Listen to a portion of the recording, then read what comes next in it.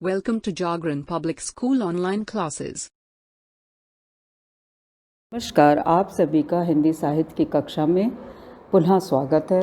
आज मैं क्षितिज पुस्तक से सूर्यकांत त्रिपाठी निराला के द्वारा लिखित कविता अट नहीं रही है पढ़ाने जा रही हूँ। इनकी कविता 2 खंडों में विभक्त थी। पहली उत्साह, जो मैंने पिछले वीडियो में आपको पढ़ाई और समझाई थी।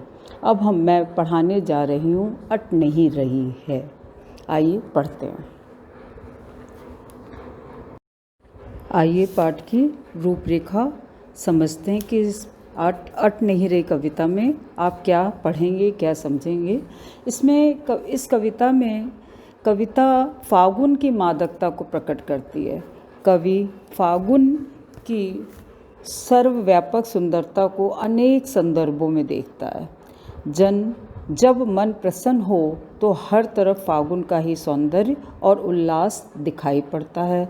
सुंदर शब्दों के चयन एवं लय ने कविता को भी फागुन की ही तरह सुंदर एवं ललित बना दिया है।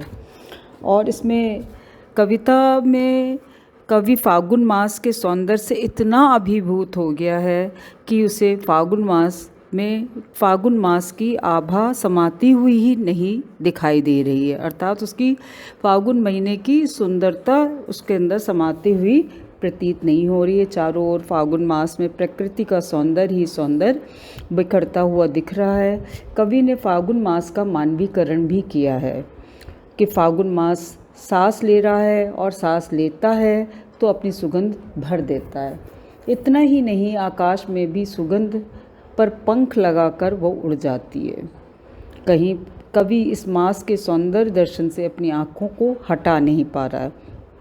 इन्हीं सब का विविध रूप प्रकृति के संदर्भ में हम इसको पढ़ेंगे। बहुत सुंदर कविता है और बहुत ही सामान्य शब्दों का भी प्रयोग किया है और मानवीकरण अलंकार का भी बहुत सुंदर उदाहरण दृष्टव्य है। आइए पढ़ते हैं। आइए अब कविता पढ़ते हैं। कविता में पहले मैं पढ़ करके आपको उसके कठिन शब्दार्थ बता देती हूँ। अट नहीं रही है आभा फागुन की तन, सट नहीं रही है। कहीं सांस लेते हो, घर घर भर देते हो, उड़ने को नभ में तुम पर कर देते हो। आँख हटाता हूँ तो हट नहीं रही है। पत्तों से लदी डाल, कहीं हरी कहीं लाल, कहीं पड़ी है उर्मे मंद गंध पुष्पमाल। पाट पाट शोभाश्री पट नहीं रही है। अब इसमें कविता के अंदर जो काव्यांश, मैं अभी उसका व्याख्या और संदर्भ दोनों बताऊंगी, लेकिन उसके पहले थोड़े से कठिन शब्द हैं। बहुत ज़्यादा क्लिष्ट भाषा नहीं है।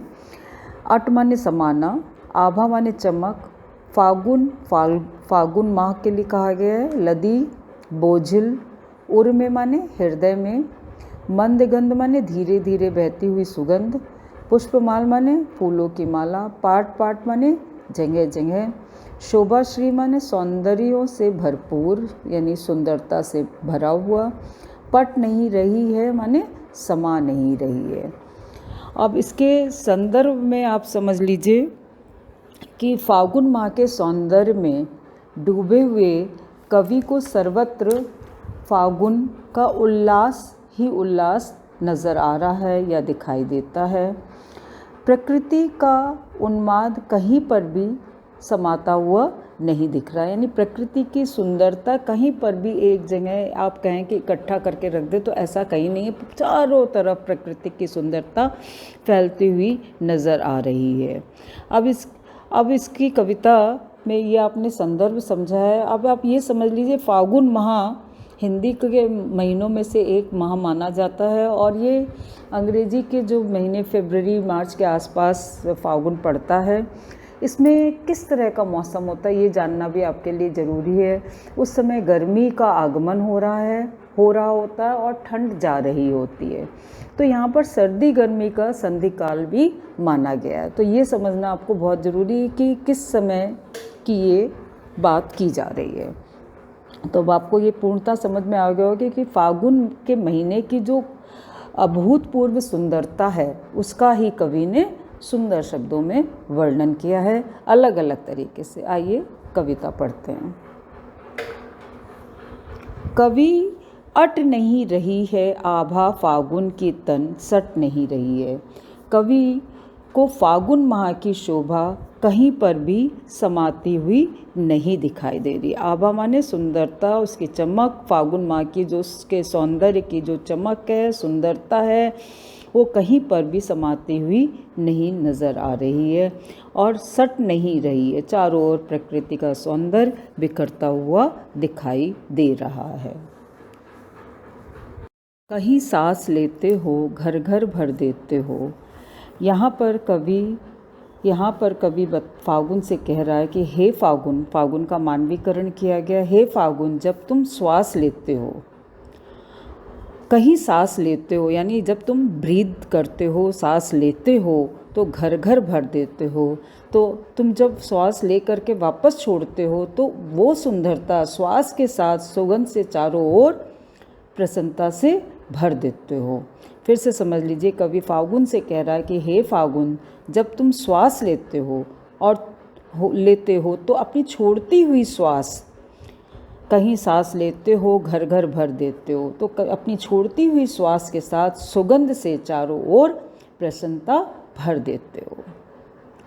पर्यावरण श्वास के साथ महक उठता है, यानी चारों तरफ संपूर्ण वातावरण खुशबू से भर जाता है, क्योंकि जब फागुन का माह होता है तो सारे फूल पत्तियाँ सभी चीज़ें पूरी तरह से खिल उठती हैं, चारों तरफ फूल ही फूल नज़र आते हैं। तो फागुन माह के प्रकृति के सौंदर्य का वर्णन कवि कह रहा है कि चारों तरफ जो फूलों की खुशबू है, तो वो फागुन माह जब श्वास लेता है तो उनकी खुशबू को अपने अंदर समेटता हुआ खींचता है और उसके बाद जब छोड़ता है तो सारा वातावरण सुगंध से भर जाता है, यानी पर्यावरण श्वास के साथ महक उठता है। ये 2 लाइनों का अर्थ है। उड़ने को नभ में तुम पर कर देते हो। यहाँ पर कवि कहता है कि इतना ही नहीं, फागुन माह अपनी सुगंध में पर लगाकर, यानी पंख लगाकर, पर माने पंख लगाकर आकाश में उड़ जाते हो, जिससे संपूर्ण आकाश भी सुगंधित हो जाता है। फिर से समझ लीजिए, उड़ने को नभ में तुम, उड़ने माने उड़ना, नभ माने आकाश में, तुम पर कर देते हो, यानी पंख लगा करके उड़ जाते हो। तो इतना ही नहीं, फागुन माह अपनी सुगंध में पर, यानी पंख लगाकर आकाश में उड़ जाते हो, जिससे संपूर्ण आकाश भी सुगंधित हो उठता है। आँख हटाता हूँ तो हट नहीं रही है। और कवि कहता है कि मैं फागुन माह के सौंदर्य से इतना अभिभूत हो जाता है, या कवि सौंदर्य से भरपूर फागुन माह के सौंदर्य से अभिभूत होकर उसे निरंतर निहारता रहता है, और वह सौंदर्य से अपनी आँख नहीं हटा पाता है, या अपनी दृष्टि को हटा पाने में आँख हटाता हूँ तो हट नहीं रही है। तो यहाँ पर फागुन माह के सौंदर्य से अपनी दृष्टि वो हटा पाने में असमर्थ है, या जब हटाता है तो हट नहीं रही है। पत्तों से लदी डाल, कहीं हरी कहीं लाल, कहीं पड़ी है उर्मे मंद गंध पुष्पमाल। आगे कवि कहता है, या वो देख रहा होता है कि नव पल्लवों से लदी पेड़ों की शाखाओं, पत्तों से लदी डाल माने नव पल्लवों, नए नए पत्तों से लदी हुई पेड़ों की शाखाओं पर कहीं हरी और कहीं लाल लाल पत्तियां हैं, तो कहीं नव प्रस्फुटित लाल लाल कोमल पत्तियां दिखाई दे रही हैं। यहाँ पर आप ये समझ लीजिए, जब नए पेड़ के अंदर नई नई पत्तियाँ आती हैं तो उसका रंग थोड़ा रेडिश होता है, फिर जब वो थोड़ी और बड़ी हो जाती है तो ग्रीन होता है, जब वो झड़ने लगती हैं, पक जाती हैं, तो वो पीले रंग की होती है। तो कवि कह रहा है कि नई नई पत्तियाँ उग रही हैं डालों के ऊपर, पत्तों के ऊपर, और कहीं पर हरी हरी पत्तियां भी दिख रही हैं, जिसका सौंदर्य बहुत ही सुंदर प्रतीत हो रहा है। अब उसका सौंदर्य किस तरह से लग रहा है? कहीं पड़ी है उर में मंद गंध पुष्पमाल।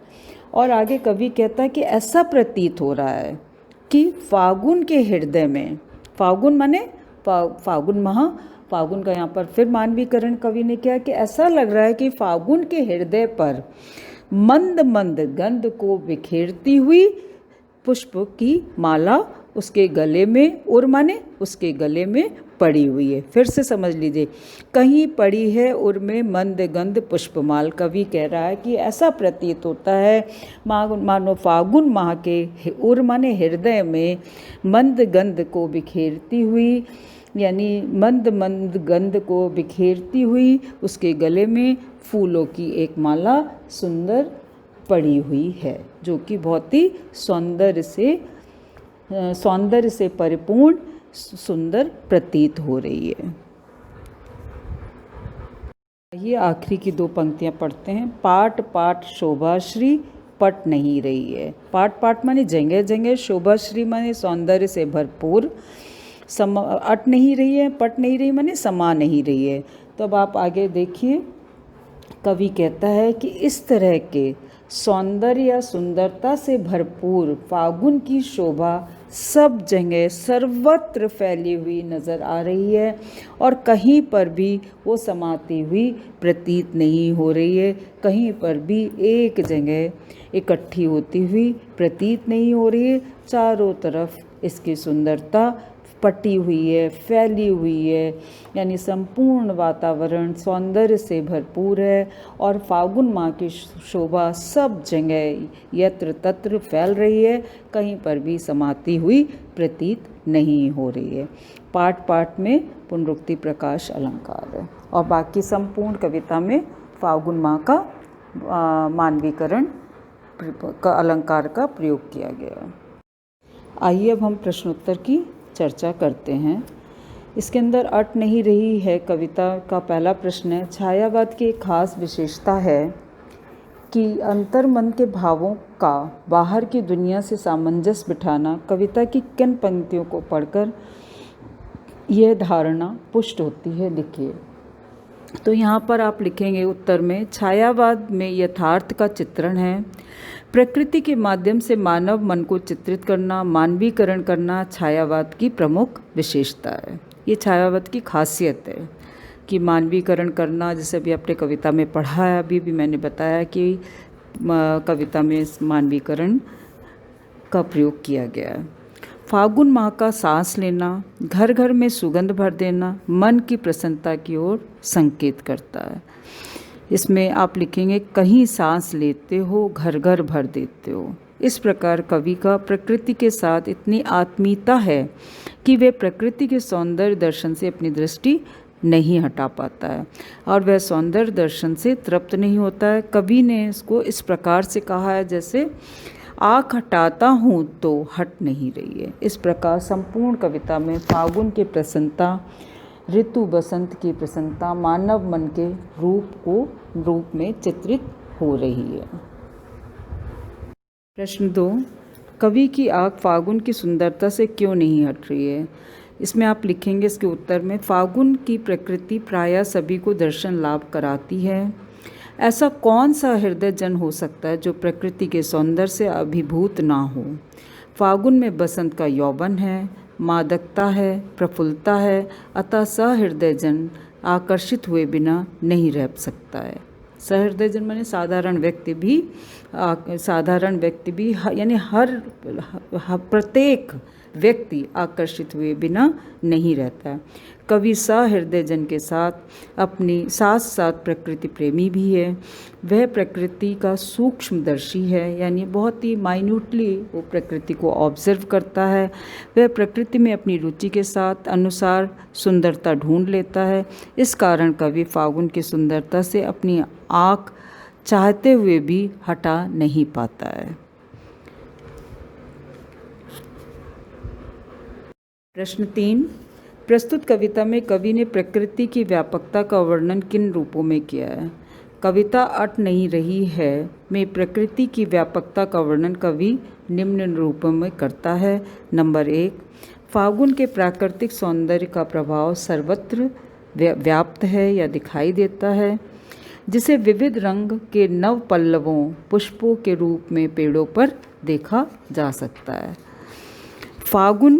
सेकंड पॉइंट, फागुन की प्रकृति का प्रभाव मनुष्यों के मन पर भी देखा जा सकता है।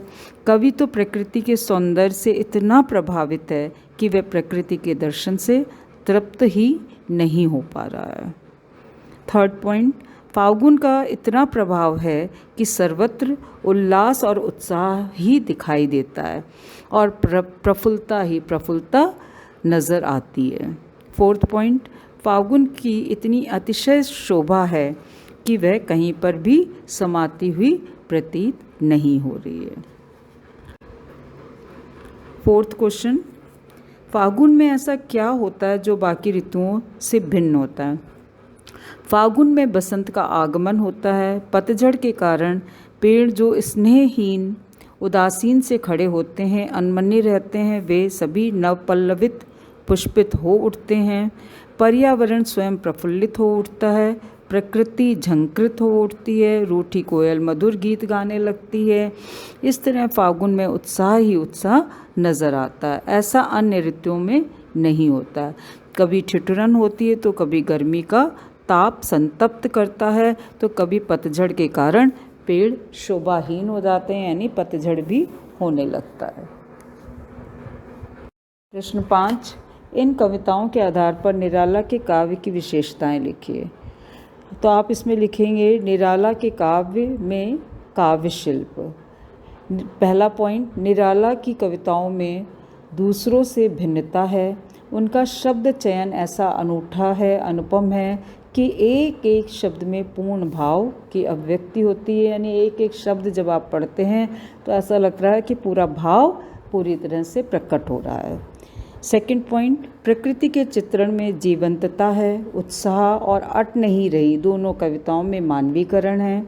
कवि उत्साह कविता में बादल को संबोधित करता है। बादल गरजो घेर घेर घोर गगन धाराधर ओ। इसी प्रकार अट नहीं रही कविता में कवि फागुन से वार्तालाप करता हुआ प्रतीत होता है कि कहीं सांस लेते हो, घर घर भर देते हो। थर्ड पॉइंट में आप लिखेंगे प्रतीकात्मक शब्दों का प्रयोग किया गया है। यह छायावादी कवियों की परंपरा है कि प्रतीक शब्दों के प्रयोग से भावों को रहस्यमयी यानी गूढ़ बना देते हैं। फोर्थ पॉइंट, तत्सम शब्दों का प्रयोग वो अधिक करते हैं। रचना और अभिव्यक्ति का छठा प्रश्न, होली के आसपास प्रकृति में जो परिवर्तन दिखाई देते हैं उन्हें लिखिए। होली के आसपास प्रकृति का सौंदर्य अत्यंत मनोहारी होता है। शीत का पलायन और ग्रीष्म का प्रवेश होता है, यानी ठंड खत्म हो रही होती है और गर्मी का मौसम आ रहा होता है। ग्रीष्म और शीत की वया संधि होती है जिससे मन उत्साह से भर जाता है और साथ ही लोगों के मन में होली का उन्माद भी होता है और फसल पकने वाली होती है। आम के पेड़ पुष्पित और फलित होने लगते हैं। विकसित पुष्प सौंदर्य आह्लादित करता है, यानी चारों तरफ फूल खिल उठते हैं और उसकी सुंदरता मन को प्रफुल्लित करती है। भौरों का गुंजार स्वर जोर पकड़ने लगता है। अब तक मौन बैठी कोयल भी पंचम स्वर में गीत गाने लगती है। मंद मंद वायु का प्रवाह पुष्पों के स्पर्श से पर्यावरण को सुगंधित कर देता है। मधुमक्खियाँ अपने छत्ते में मकरंद का संचय करने लगती है। पूरी कविता पढ़ाने के बाद मैं आपको पाठ का सार एक बार संक्षेप में बता देना चाहूँगी, जिससे कि आपको कहीं पर भी कोई डाउट हो तो पाठ के सार से भी आप रेफ़र कर सकते हैं। अट नहीं रही कविता फागुन की मादकता को प्रकट करती है। कवि फागुन की सर्वव्यापक सुंदरता अनेक संदर्भों में देखता है। जब मन प्रसन्न हो तो हर तरफ फागुन का ही सौंदर्य और उल्लास दिखाई पड़ता है। सुंदर शब्दों के चयन एवं लय ने कविता को भी फागुन की तरह ही सुंदर और ललित बना दिया है। कवि फागुन मास के सौंदर्य से इतना अभिभूत है कि उसे फाल्गुन मास की आभा समाती हुई दिखाई नहीं दे रही। यानी फाल्गुन मास की जो सुंदरता है वो कहीं एक जगह भी आप चाहें कि उसको बटोर के रख दें या एक ही एरिया में आप देख सकें, ऐसा नहीं है। फाल्गुन माह की सुंदरता सर्वत्र व्याप्त है, चारों ओर फाल्गुन मास में प्रकृति का सौंदर्य ही सौंदर्य बिखरता हुआ दिखाई दे रहा है। कवि ने फाल्गुन मास का मानवीकरण भी किया है। फाल्गुन मास सांस ले रहा है, सांस लेता है तो अपनी सुगंध चारों तरफ पर्यावरण में भर देता है। इतना ही नहीं, आकाश में भी सुगंध पर यानी पंख लगाकर उड़ जाती है। यानी जब फाल्गुन मास श्वास लेता है तो वो आकाश में सुगंध पर लगाकर उड़ जाती है। कवि इस मास के सौंदर्य दर्शन से अपनी आंखें हटा ही नहीं पा रहा है। पेड़ों की डालियां नए पत्तों से लदी हुई हैं, उन पेड़ों पर कहीं कहीं लाल पत्तियां दिखाई दे रही हैं। फाल्गुन के हृदय पर मंद सुगंध बिखेरती हुई पुष्पों की मालाएं पड़ी हुई हैं। ऐसा फाल्गुन मास की शोभा कहीं पर भी समाती हुई प्रतीत नहीं हो रही है। यानी कि आप कह सकते हैं फाल्गुन मास की जो सुंदरता है कहीं पर भी अटती हुई नहीं दिखाई दे रही है। मैं आशा करती हूँ ये संपूर्ण पाठ आपको समझ में आ गया होगा, अट नहीं रही है कविता। और अब इस एक बार आप स्वयं इसे पढ़ें, पढ़ करके इसकी व्याख्या समझें तथा सभी प्रश्नोत्तर को पाठ्य पुस्तक के जितने प्रश्नों की मैंने चर्चा की है उनको आप फेयर नोटबुक में लिख करके उन्हें याद कीजिए। Thank you so much. This video has been created for online classes being conducted by Jagran Public School. Please like, subscribe and press bell icon for new video alerts. Thank you.